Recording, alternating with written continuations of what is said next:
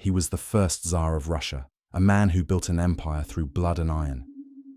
But on one cold November night in 1581, Ivan the Terrible made a choice that would haunt him forever and plunge his nation into chaos. In a moment of uncontrollable rage, he raised his staff against the one person he loved most, his own son and heir. What followed was a tragedy so profound it would echo through centuries.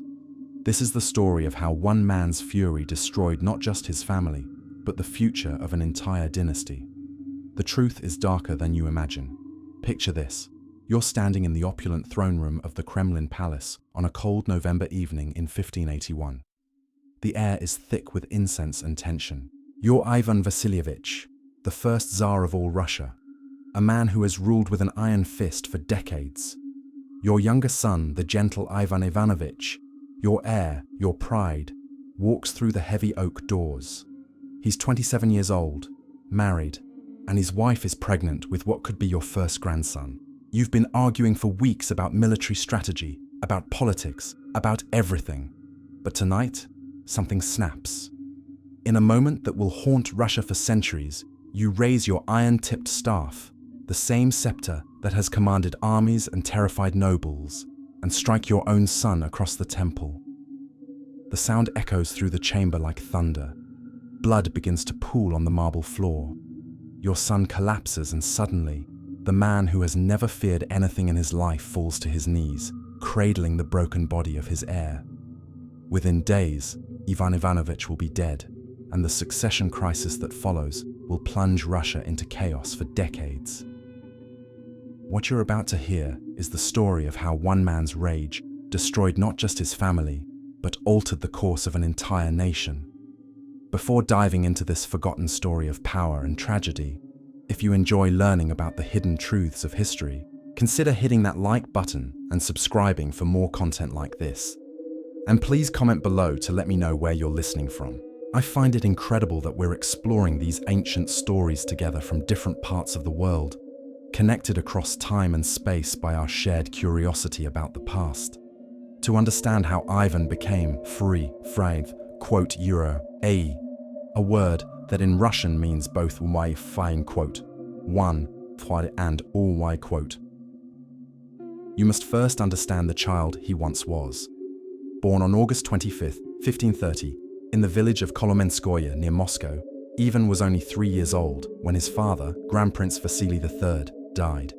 His mother, Elena Glinskaya, became regent, but she died under mysterious circumstances, likely poisoned, when Ivan was just 8.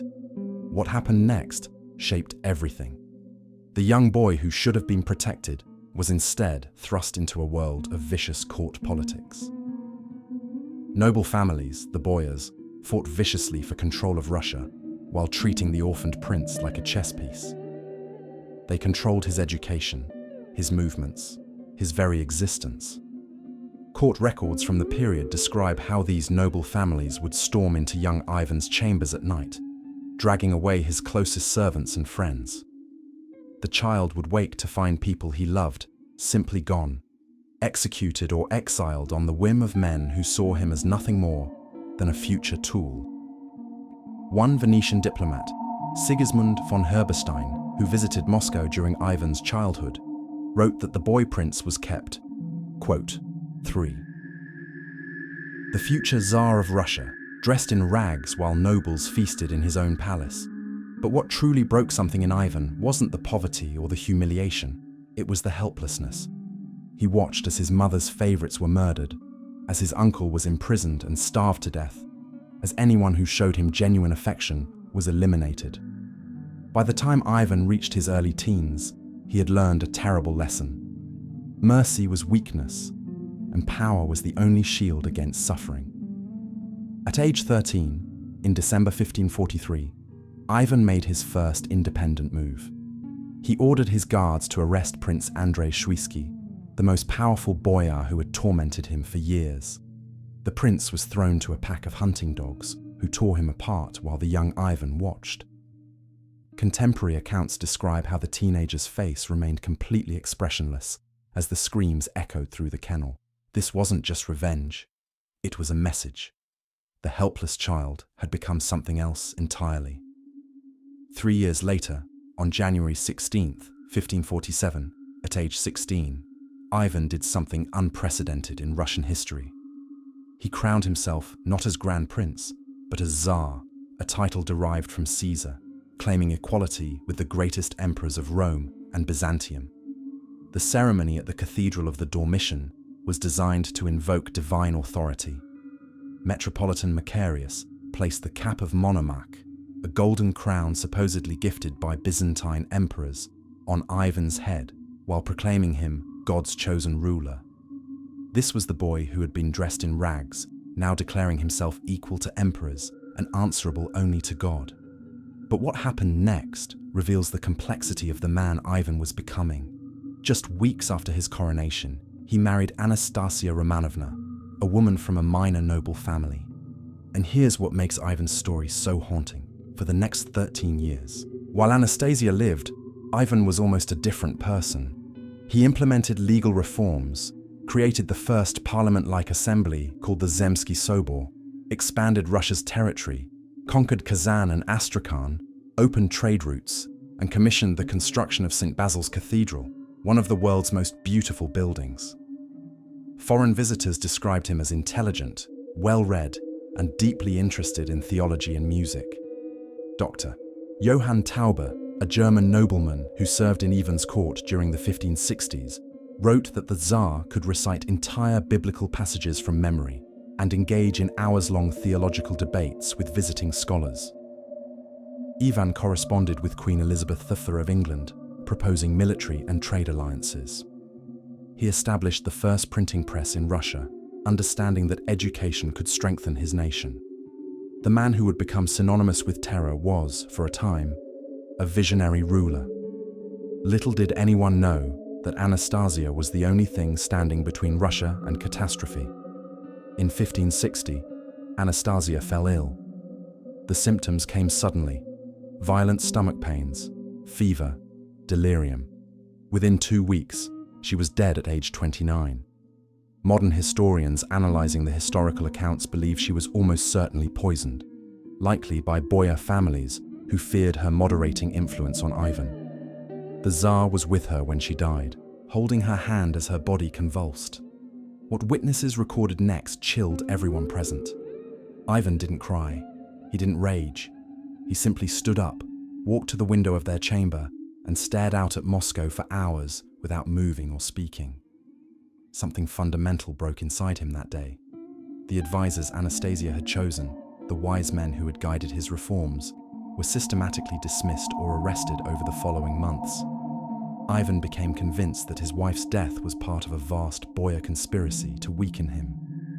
And perhaps he was right. The evidence certainly suggested poison.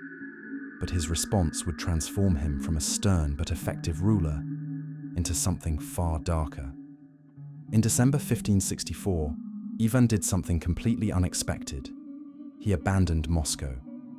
The Tsar simply loaded his family, his treasury, and his personal guard into sleighs and disappeared into the winter snow, leaving no word of where he was going or if he would ever return.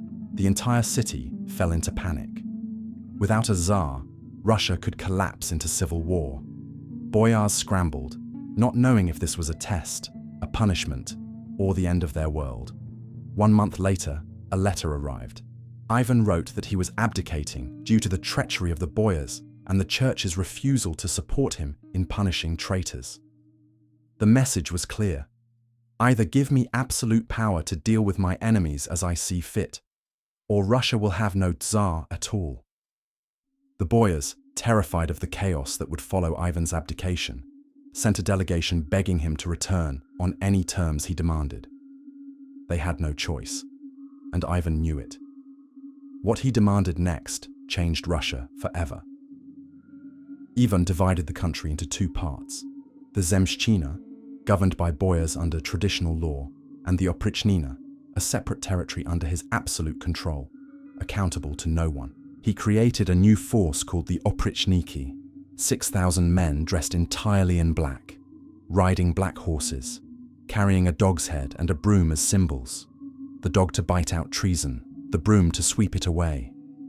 These men swore loyalty only to Ivan and were given unlimited authority to arrest, torture, and execute anyone the Tsar deemed a traitor. The oprichniki weren't soldiers, they were instruments of terror. Contemporary accounts describe how they would arrive at a nobleman's estate in the middle of the night, arrest the entire family, and confiscate all property. Prince Andrzej Kurbski, once Ivan's closest friend who later defected to Poland, wrote detailed letters describing how the oprichniki would torture suspects by roasting them over fires, drowning them in icy rivers, or impaling them on stakes. Ivan didn't just want confessions. He wanted absolute submission through fear. But it was what Ivan did to the city of Novgorod in the winter of 1570 that revealed the true depths of his transformation.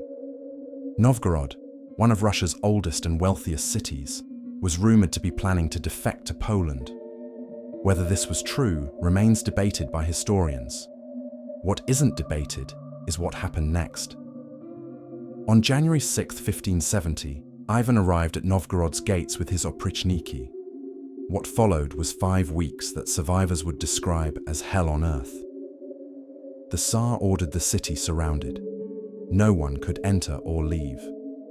Then, systematically, methodically, he began executing the population. Historical records describe how people were brought to the frozen Volkhov River. Entire families, fathers, mothers, children, were tied together and thrown through holes cut in the ice. The German mercenary Heinrich von Staden, who witnessed the massacre, wrote that the river was so full of bodies that it stopped flowing properly. Modern historians estimate between 15,000 and 60,000 people died during those 5 weeks, though exact numbers remain impossible to verify. What makes this particularly disturbing is the deliberate cruelty of the methods. This wasn't quick battlefield death. It was designed to maximize suffering and terror. People were roasted alive, torn apart by horses, beaten to death with clubs, or forced to watch their family members killed before their own execution. The city's archbishop, Pimen, who Ivan suspected of supporting the alleged defection plot, was sewn into a bear skin and hunted by dogs for the Tsar's entertainment. Heinrich von Staden described one scene that haunts the historical record. Quote 5. By February 1570, when Ivan finally left Novgorod, the once prosperous trading city was a ghost town. Buildings stood empty, markets were abandoned, and the smell of death hung over everything. The Tsar had sent a message that would echo through Russia. Nowhere was safe from his reach, and no one was beyond his judgment. But here's what many historians overlook. Throughout all of this, Ivan's relationship with his eldest son remained complicated but close. The young Ivan Ivanovich had grown into everything a Tsar could want in an heir. Born in 1554, he had received the finest education available in Russia. He spoke several languages, understood military strategy, and showed genuine concern for the welfare of common people. Foreign ambassadors consistently noted that the young prince seemed more balanced, more rational than his father. The younger Ivan had accompanied his father on several military campaigns and proved himself brave in battle. During the Livonian War, which Russia had been fighting since 1558 to gain access to the Baltic Sea, the prince commanded troops with distinction. He wasn't just book-smart, he understood practical governance and military leadership. More importantly, he seemed to have inherited some of his mother Anastasia's gentleness, tempering his father's harshness with mercy where possible. The prince had married 3 times. His first 2 wives died young, possibly also victims of court politics and poison. His third wife, Elena Sheremeteva, married him in 1581 and became pregnant almost immediately. The prospect of a grandson thrilled Ivan. It meant the dynasty would continue, that his life's work building Russia into an empire wouldn't die with him. He doted on Elena, treating her with a tenderness he showed few others. But cracks in the relationship between father and son had been growing for years. They disagreed fundamentally about how to govern Russia. The younger Ivan watched his father's terror tactics and saw how they were destroying the nobility's loyalty. driving talented men to defect to neighboring Poland and Lithuania. He argued quietly with his father about the oprichnina, suggesting that fear alone couldn't hold a nation together forever. These conversations never ended well. The breaking point centered on the ongoing Livonian War.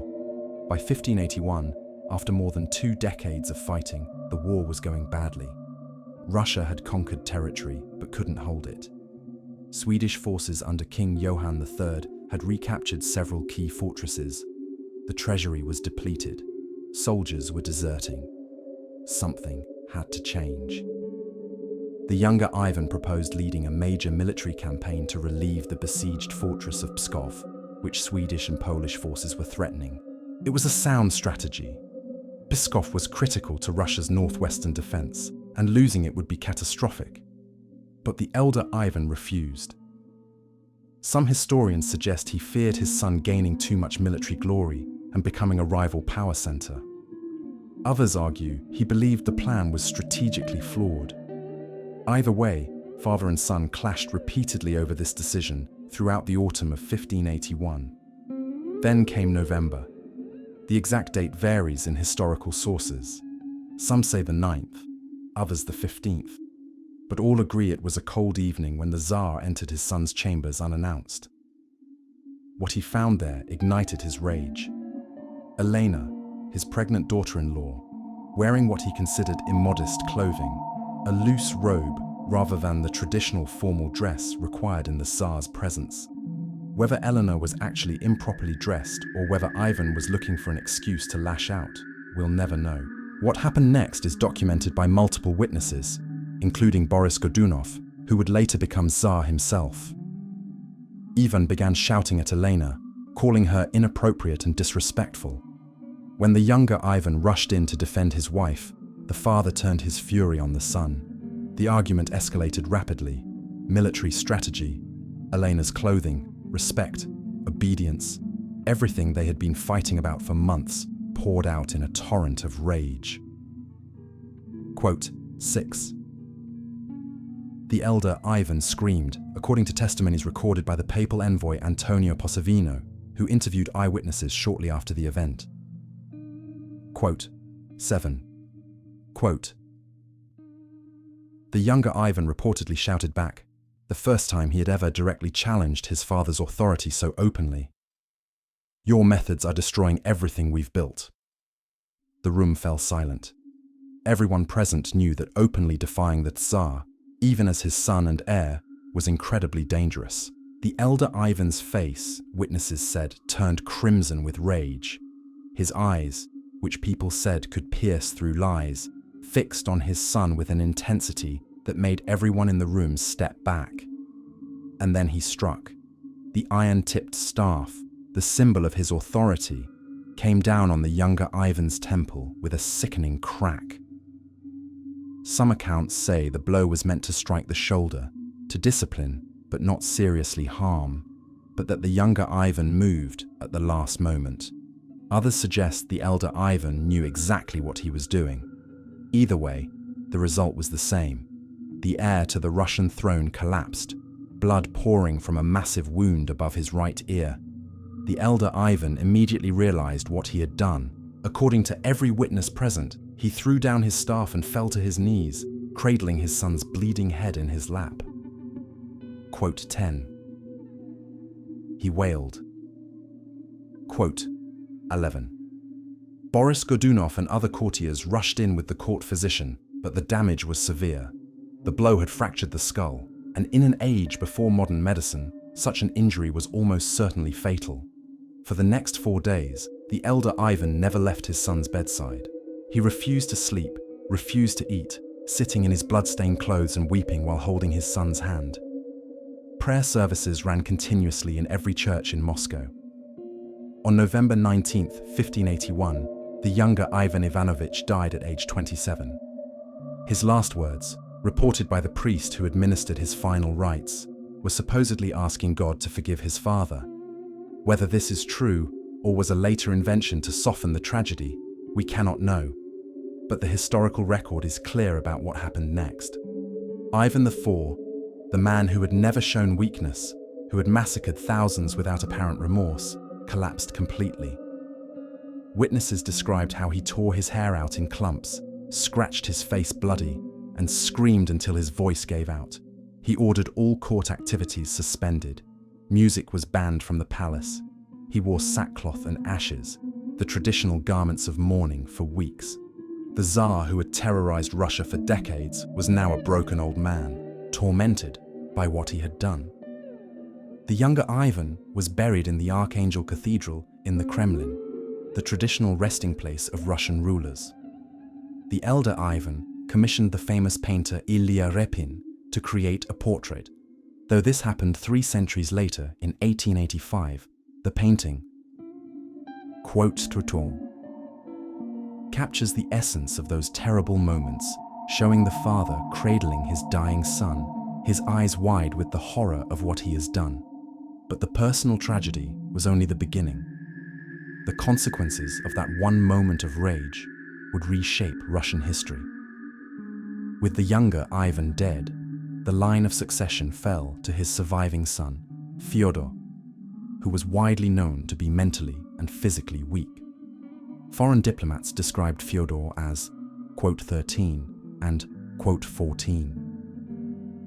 Ivan knew this about his remaining son, but had always counted on the younger Ivan to rule, while Fyodor would be cared for and protected. Now, succession crisis loomed. Elena Sheremeteva, Lena, the younger Ivan's widow, was indeed pregnant, but she miscarried shortly after her husband's death. Whether from grief, stress, or something more sinister remains debated. With no grandson, Russia would pass to Fyodor, who needed guardians and advisors to function. The boyars, who had been terrified into submission by Ivan's iron rule, suddenly saw opportunity. The balance of power was shifting.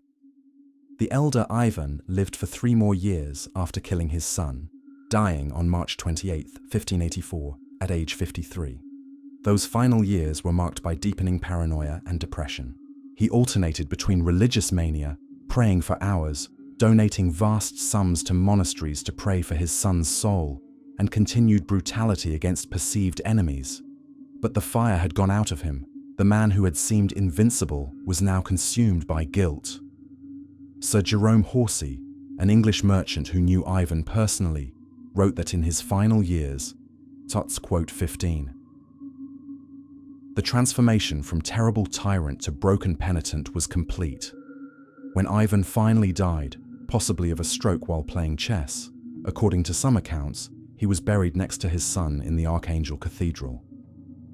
Fyodor Fan became Tsar, but he ruled in name only.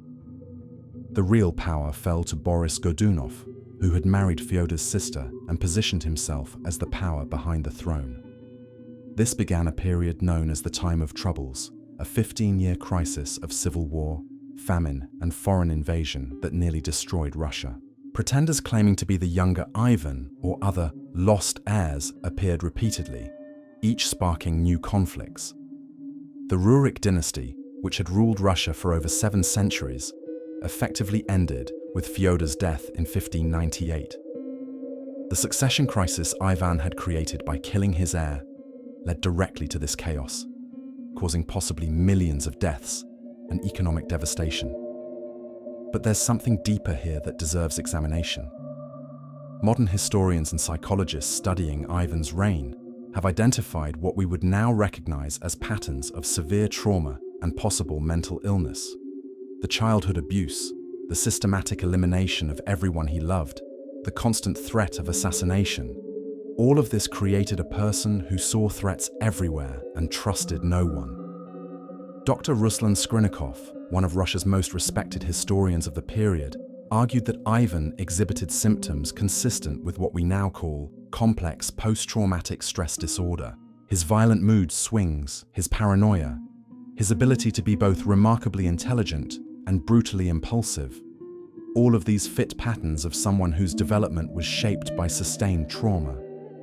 This doesn't excuse what Ivan did to his son, to Novgorod, to countless individuals who suffered under his rule. But it helps us understand how a person becomes capable of such things. He wasn't born a monster. He was created by a system that valued power over everything, that taught a vulnerable child that mercy was weakness, and that the only way to protect yourself was to make everyone else fear you more than you feared them. What makes the younger Ivan's story so haunting isn't just the violence of his death, it's what he represented. He was the hope for a different kind of Russia, one that might have balanced strength with wisdom, authority with compassion. Foreign diplomats consistently noted that the young prince showed promise of becoming a truly great ruler, combining his father's intelligence and vision with his mother's temperance and mercy. Antonio Posavino, the papal envoy who met both Ivans, wrote in his reports to Rome that, quote, c. 17, "This wasn't just diplomatic flattery, it was the assessment of an experienced observer who understood statecraft. Instead, that potential died on the floor of a palace chamber, and Russia spiraled into crisis. The irony is crushing. Ivan spent his entire reign trying to strengthen Russia, to make it impervious to threats, to ensure his dynasty would rule for generations. His methods, the terror, the absolute power, the crushing of all opposition, were all justified in his mind as necessary to protect what he had built. And then, in one moment of uncontrollable rage, he destroyed it all himself. Perhaps most tragically, evidence suggests the elder Ivan knew this. His final years were marked by desperate attempts to undo the damage. He sought audiences with religious leaders, asking if there was any penance that could absolve him. He freed some prisoners, returned some confiscated lands, and even considered abdicating and becoming a monk. But he couldn't bring back his son, and he couldn't restore stability to the succession. There's a detail that often gets overlooked in histories of Ivan. He kept a list. Throughout his reign, he maintained a personal record of everyone executed under his orders, along with their supposed crimes. This document, portions of which survive in Russian archives, contains thousands of names. Near the end of his life, Ivan sent copies of this list to monasteries throughout Russia with money, requesting that prayers be said for the souls of the dead. The list included his son's name. Under it, Ivan wrote, "Remember, O Lord, the soul of thy servant, the Tsarevich Ivan Ivanovich." The man who had justified so much death in the name of power and security ended his life essentially begging for forgiveness from God and history. The younger Ivan's tomb in the Archangel Cathedral became a site of unofficial pilgrimage in the years after his death. Common people would leave flowers and prayers, seeing in him the promise of what might have been. A ruler who could have been strong without being cruel, powerful without being terrifying. The contrast between the two Ivans, father and son, tyrant and hope, became part of Russian cultural memory. The story echoes through Russian history in unexpected ways. When Ilya Repin painted his masterpiece showing the moment after Ivan struck his son, the painting caused such controversy that it was attacked by vandals multiple times. Some saw it as an unfair portrayal of a great Tsar. Others found it unbearably painful, a mirror showing Russia's own history of self-destruction, of destroying its own best hopes through violence and paranoia. The truth that emerges from this tragedy is more complex than simple villainy or madness. Ivan was a product of his circumstances, who then shaped those circumstances through his choices, creating a cycle of violence and fear that ultimately consumed him and his heir. He saw real threats. The Boyars had killed his mother, had tormented him as a child, and some genuinely did plot against him. But his response to those threats created new enemies and ensured that trust became impossible. The younger Ivan grew up in this atmosphere, understanding the threats his father feared, but also seeing how the terror tactics were themselves becoming a greater danger than any external enemy. He tried to walk a middle path, to be loyal while also advocating for reform. But in a world of absolute power, moderation itself becomes a threat to the ruler who sees compromise as weakness. What happened in that chamber in November 1581 was the logical endpoint of a system built on fear and absolute authority. When power acknowledges no limits, when violence becomes the primary tool of governance, when a ruler trusts no one and sees threats everywhere, eventually that violence turns inward. The system consumes itself. Russia eventually recovered, of course. The time of troubles ended with the establishment of the Romanov dynasty in 1613, which would rule for over 3 centuries. But the scars of Ivan's reign and the tragedy of his son's death shaped how Russians understood power and leadership for generations. The question, what if the younger Ivan had lived, became one of history's great counterfactuals. We know almost nothing about who the younger Ivan was as a person beyond his public role. History has left us his official acts, diplomatic correspondence, and observations from foreign visitors, but not his private thoughts or dreams. He exists in historical records primarily in relation to his father, the dutiful son, the promising heir, the tragic victim. But behind that public persona was a real person who experienced fear and hope, who loved his wives, who looked forward to becoming a father himself, and who tried to find a way to serve his country while being true to his own conscience. Behind every historical narrative of imperial grandeur and terror, there are individual human stories like this. People trying to navigate impossible situations, making the best choices they can with the information they have, and sometimes dying for it. The younger Ivan's story reminds us that political systems and historical forces ultimately play out through the lives of real people who suffer real consequences. The elder Ivan's story shows us something equally important: how trauma, unchecked power, and the cycle of violence can transform even intelligent, capable people into agents of destruction. He wasn't simply evil. He was a damaged person, given absolute authority in a brutal age, and the combination proved catastrophic. Perhaps the most haunting aspect of this entire tragedy is how preventable it was. If the Boyars had protected rather than tormented the young Ivan IV, if he had received therapy rather than learning that violence was the only response to fear, if the younger Ivan had been anywhere else that November evening, if the elder Ivan had put down his staff instead of raising it. So many moments where history could have turned differently. Instead, we're left with the image that Ilya Repin captured in his painting. A father cradling his dying son, his eyes wide with horror, his hands desperately trying to stop the bleeding from a wound he himself inflicted. It's an image of the moment when power and rage destroy the thing they were supposedly protecting: family, dynasty, the future itself. The younger Ivan Ivanovich died on November 19, 1581, at age 27, likely from complications of a skull fracture inflicted by his father during an argument. He was buried with full honors, and his death led directly to a succession crisis that devastated Russia for decades. His story reminds us that even across the vast gulf of 4.5 centuries, the human capacity for both destruction and tragedy remains constant. He was not just a footnote in his father's violent reign. He was a real person whose death changed history, a promising leader whose potential was never realized, and a son who died at his father's hand while trying to save his country. Ivan the Terrible's story forces us to confront uncomfortable truths about power, trauma, and the human capacity for self-destruction. Here was a man who survived unimaginable childhood abuse, who transformed a medieval principality into a vast empire, who possessed brilliant intellect and genuine vision for his nation's future.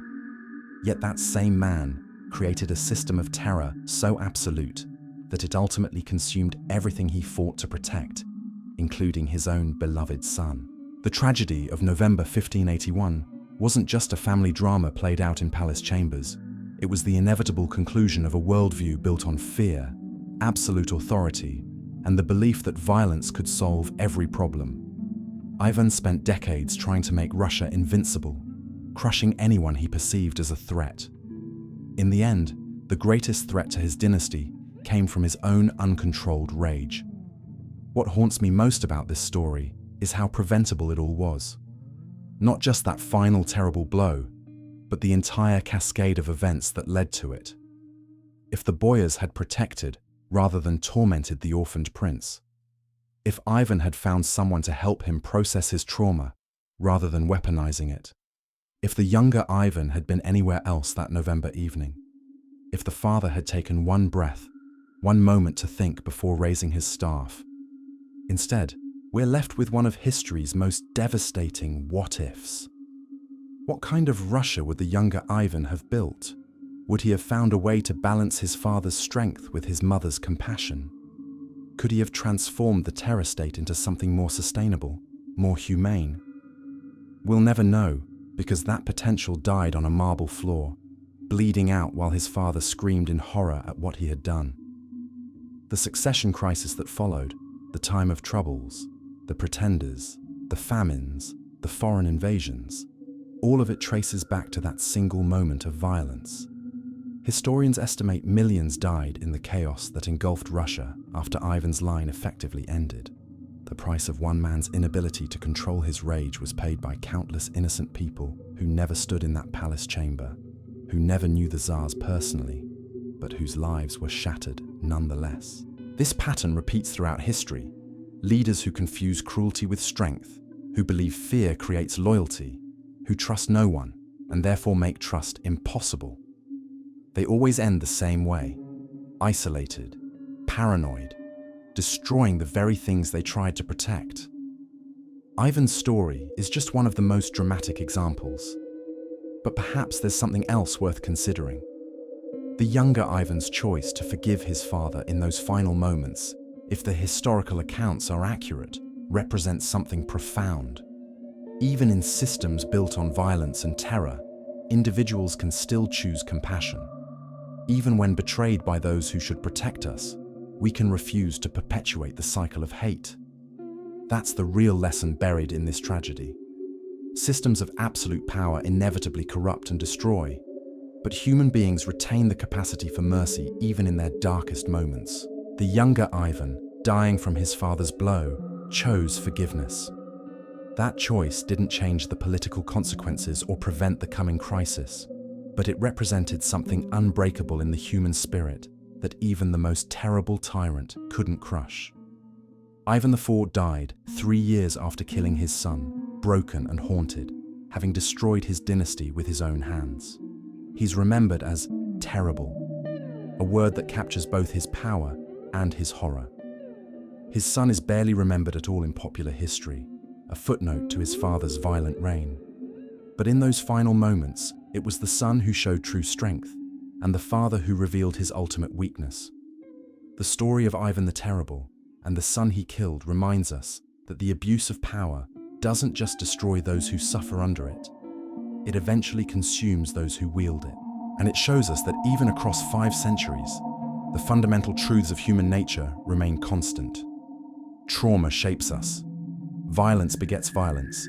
And sometimes the people we love most are the ones we hurt beyond repair. If you found this journey into one of history's darkest family tragedies meaningful, please subscribe to this channel. There are so many more stories like this, forgotten voices, buried truths, and moments that change the course of nations but rarely make it into textbook narratives. Hit that like button if you appreciate diving deep into the complexity of history rather than settling for simplified versions. And comment below to let me know, what other historical figures would you like to explore? What other stories of power, tragedy, and human nature should we uncover together? Thank you for spending this time exploring the life and death of Ivan Ivanovich with me. His story deserves to be remembered, not as a footnote, but as a warning about what happens when we build our world on fear instead of trust, on violence instead of wisdom. Until next time, stay curious about the past, because understanding where we've been is the only way to build a better future.